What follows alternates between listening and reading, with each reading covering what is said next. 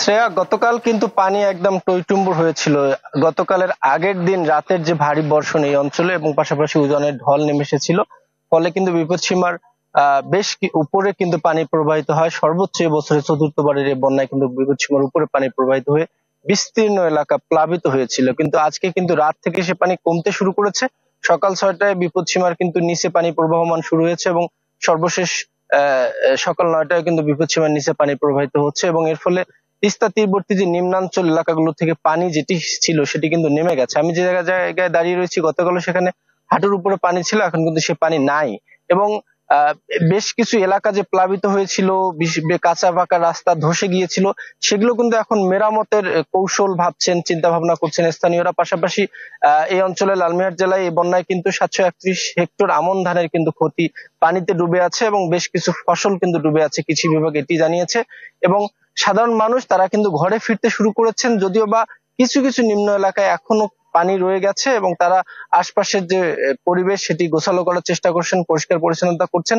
এবং বন্যা পরবর্তী যে দুর্ভোগ সেটি কিন্তু দেখা দিয়েছে, বিশেষ করে খোসপাঁচড়া, চুলকানি, বন্যার পানিতে কিন্তু প্রচুর নোংরা হয়ে থাকে, যার কারণে এই রোগগুলোর প্রাদুর্ভাব দেখা দিয়েছে। পাশাপাশি গরু ছাগলের যে থাকবার বাসস্থান, নিজের বাসস্থান, সেগুলো কিন্তু মানুষজন পরিষ্কার করছেন এবং জেলা প্রশাসন থেকে সার্বক্ষণিক তদারকি করা হচ্ছে, তালিকা করা হচ্ছে এবং তাদেরকে কিন্তু ত্রাণ দেওয়া হচ্ছে বানবাসীদের। তবে এখানে কিন্তু সাধারণ বানবাসীদের অভিযোগ যে তালিকা আসলে কারচুপি এবং আসলে নয়ছয় করা হচ্ছে, প্রকৃত বানবাসীরা আসলে না পাওয়ার আক্ষেপ করছেন আমাদের কাছে। সব মিলিয়ে ছিল লালমিরহাটের বন্যা পরিস্থিতির সবশেষ তথ্য আমার কাছে। শ্রেয়া, ধন্যবাদ বকুল। এবার যাচ্ছি ফখরুলের কাছে। ফখরুল, তিস্তা পরিস্থিতির সবশেষ কি খবর আছে আপনার কাছে? RICL TMX, যুগের পর যুগ স্থাপনা থাকে মজবুত।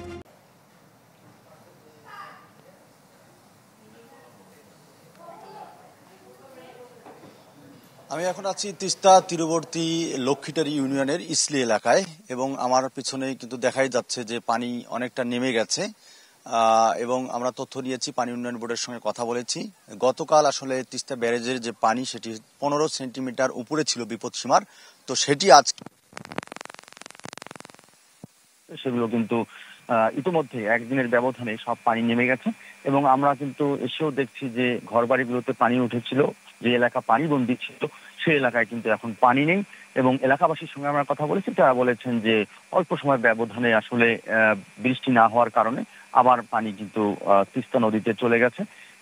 এর মধ্যে আসলে যে 2 দিন ধরে পানিবন্দী ছিলেন তাদের দেখভালের জন্য প্রশাসনের পক্ষ থেকে কিন্তু অনেক ব্যবস্থা নেওয়া হয়েছে। আমরা জেলা প্রশাসকের সঙ্গে কথা বলেছি এবং এখানকার যে উপজেলা প্রশাসন তাদের সঙ্গে কথা বলেছি, স্থানীয় চেয়ারম্যানের সঙ্গে কথা বলেছি। তারা বলেছেন যে যারা দুর্ভোগে ছিলেন তাদেরকে সহায়তার জন্য তারা কিন্তু ইতিমধ্যে শুকনো খাবার কিন্তু বিতরণ করা হয়েছে এবং আরো যারা দুর্ভোগে আছেন বা যাদেরকে দেয়া হয়নি তাদেরকে 1 দিন বা 2 দিনের মধ্যে তাদের ঘরে খাবার পৌঁছে দেওয়া হবে এমনটি জানানো হয়েছে। এবং আমরা পানি উন্নয়ন বোর্ডের সঙ্গে কথা বলেছি, তারা বলেছেন যে রংপুরে প্রায় 10,000 মানুষের মতো পানিবন্দী ছিলেন নিম্নাঞ্চলে এবং সেগুলো কিন্তু আস্তে আস্তে পানি সরে গেছে। বিশেষ করে গঙ্গাচড়ার যে লক্ষ্মীটারি ইউনিয়ন, বাগেরহাট এবং কাউনিয়া এবং পীরগাছার যে অঞ্চলগুলো আছে, কাউনিয়ার গদাগাড়ি ইউনিয়ন এবং পীরগাছার যে কিছু অঞ্চল আছে, সাওলা অঞ্চল সহ, সেগুলো আসলে পানিবন্দী ছিল এবং মোটামুটি যে উজানের ঢল এবং টানা বর্ষণের কারণে এই প্লাবনের সৃষ্টি হয়েছে। এবং এলাকাবাসীর সঙ্গে কথা বলেছি যে অল্প বৃষ্টিতেই আসলে এই সব অঞ্চলে পানি উঠে আসে গ্রামে এবং পানি বন্দী হলে তাদের কিন্তু দুর্ভোগের সীমা থাকে না এমনটি কিন্তু জানিয়েছেন। এবং প্রতিবার বন্যায় কিন্তু এইসব অঞ্চলে অর্থাৎ কাউনিয়া, পীরগাছা এবং গঙ্গাচড়ার যে নিম্নাঞ্চলগুলো আছে এগুলোতে আসলে প্লাবনের সৃষ্টি হয় এবং তাদের দুর্ভোগের সীমা থাকে না এবং তারা যে দাবি করছেন সেটি হচ্ছে যে। ধন্যবাদ ফখরুল শাহিন আপনাকে। তিস্তাপাড়ের সবশেষ খবর জানাতে আমাদের সঙ্গে লালমনিরহাট থেকে এতক্ষণ যুক্ত ছিলেন মাহফুজ বকুল এবং রংপুর থেকে যুক্ত ছিলেন ফখরুল শাহিন।